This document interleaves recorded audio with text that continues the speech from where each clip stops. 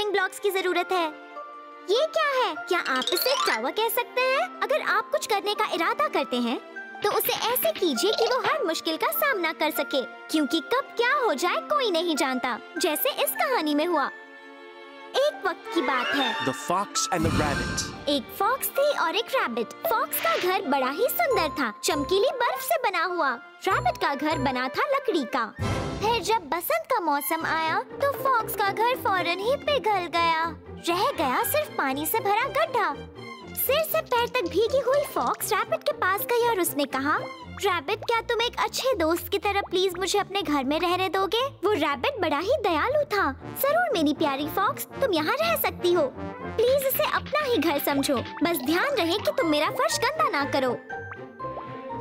तो fox rabbit के घर में रहने लगी और उसने खुद को सुखा दिया। वो बड़ी ही प्यारी लग रही थी। वो आईने में देखकर खुद को निहारने लगी।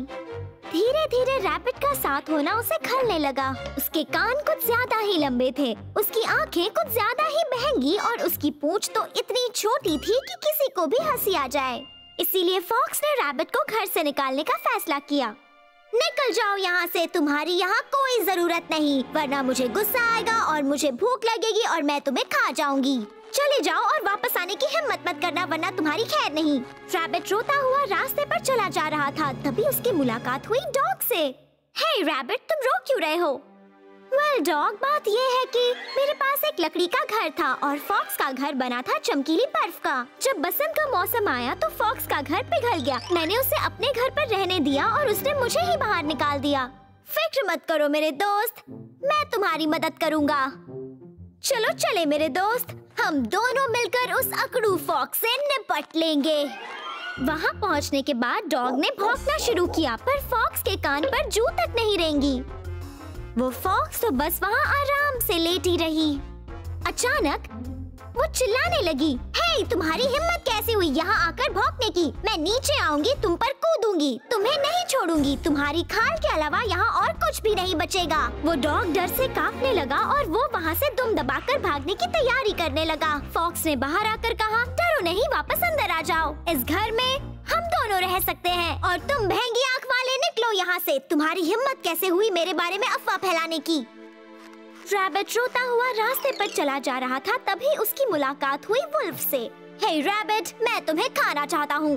प्यारे वुल्फ, प्लीज मुझे मत खाओ, मैं तुम्हारे लिए एक प्यारा सा गाना गाऊंगा। और वो गाने लगा, चलो आओ कुछ खाओ, मेरे साथ ब्रेड खाओ और खुशी मनाओ। नहीं, मुझे नहीं लगता ये सही वाला गाना है।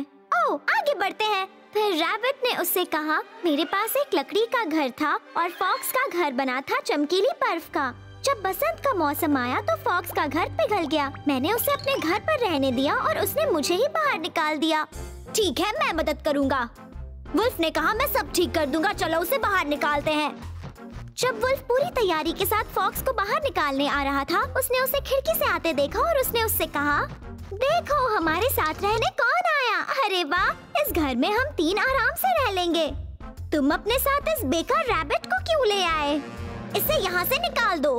रैबिट रोता हुआ रास्ते पर चला जा रहा था, तभी उसकी मुलाकात हुई बेर से। रैबिट, तुम रो क्यों रहे हो? ओह प्यारे बेर, बात ये है कि मेरा घर बना था चमकीली बर्फ का और फॉक्स का घर था लकड़ी का। ओह नो, बर्फ का घर तो उसका था, पर कोई फर्क नहीं पड़ता। आखिर में उस फॉक्स ने मुझे मेरे ही घर से निकाल दिया। चलो मैं तुम्हें दिखाता हूँ। तो दोनों रैबिट के घर के पास पहुँचे और वो तरह तरह के एनिमल से भरा था, बिल्कुल एक ज़ू की तरह। घर में था एक माउस और टर्राने वाला एक फ्रॉग। घर खचाखच भरा हुआ था, उसमें एक बुल भी था और एलिफेंट भी। तरह तरह के जानवर थे, मुश्किल से अंदर फिट हो पा रहे थे। और फिर बेर को एक आइडिया आया और उसने कहा, ये तो कितना अच्छा और सुंदर घर है, मैं भी इस पे रहना चाहता हूँ। उसने अंदर घुसने की कोशिश की जैसे कोई ना रुकने वाला बुलडोजर हो। घर के अंदर कोहराम मच गया। छोटे जानवर चीख रहे थे, बड़े वाले चिल्ला रहे थे और घर टूट रहा था। वो सब भाग गए और इस तरह उन्होंने घर को तहस नहस कर दिया, वो भी चुटकी में। वो ना भागते तो एक दूसरे को कुचल ही डालते। मैं यही समझाना चाह रही हूँ, अगर अजीब लोगों से आपकी दोस्ती है तो ऐसा घर बनाओ जो बड़ा और मजबूत हो।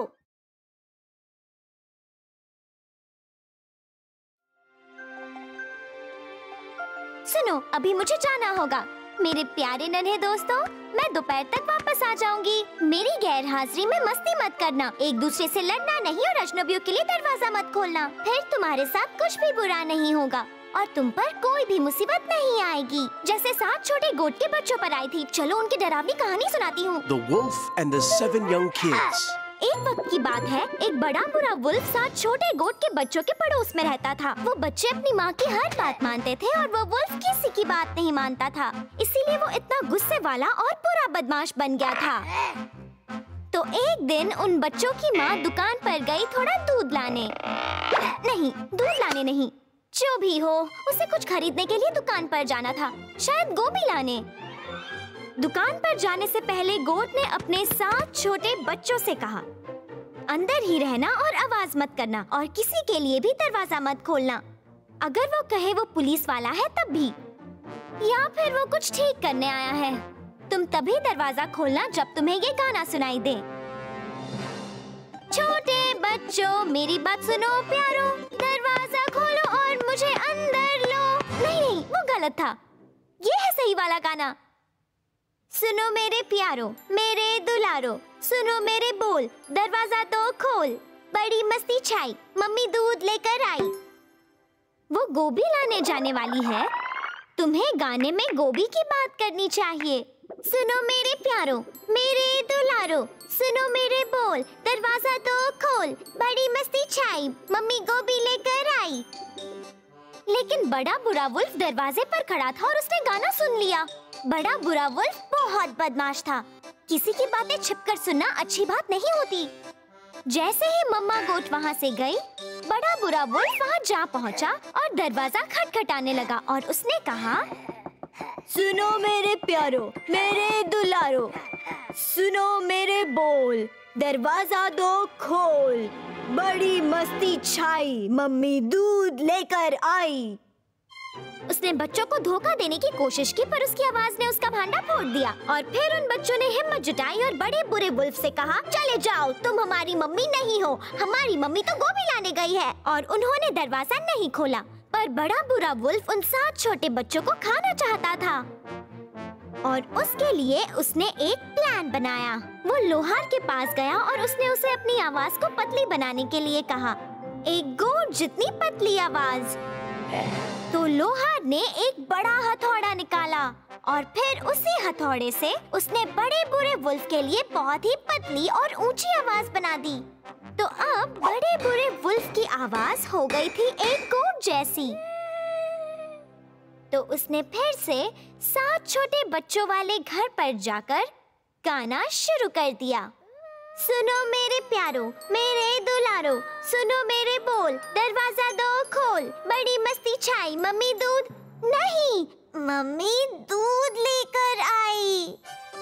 6 नादान छोटे बच्चे खुशी से उछलने लगे और उन्होंने कहा, मम्मी मम्मी आ गई, और उन्होंने दरवाजा खोल दिया। सिर्फ 7वां छोटा, जो उनमें से सबसे छोटा था, उससे लगा कि कुछ तो गड़बड़ है और वो जाकर ओवन में छिप गया। बड़ा बुरा वुल्फ घर में घुस आया और फिर वो सभी 6 छोटे बच्चों को एक एक करके निगल गया और उसे उन्हें निगलने में तकलीफ भी नहीं हुई।